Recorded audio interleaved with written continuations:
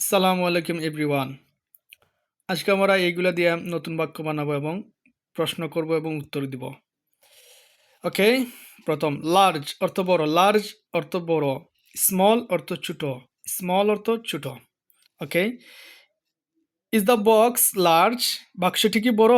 Is the box large, বাক্সটি কি বড়? Is the mobile phone large, is the road large, এগুলো দিয়ে আমার অনেক বাক্য।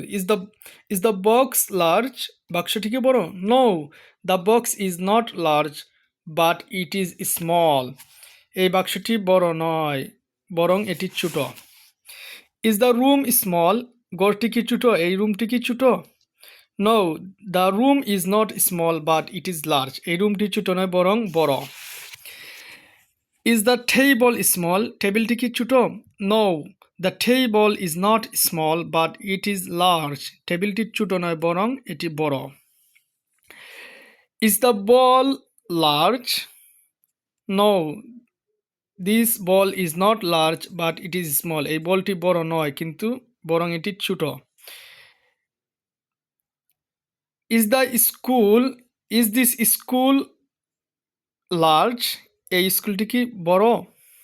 No, this school is not large but it is small, এই স্কুলটি বড় নয় বরং এই স্কুলটি বড় নয় বরং এটি ছোট। Is this area is large, এই এরিয়া কি বড়? No, this area is not large but it is small, এই এরিয়া বড় নয় বরং ছোট।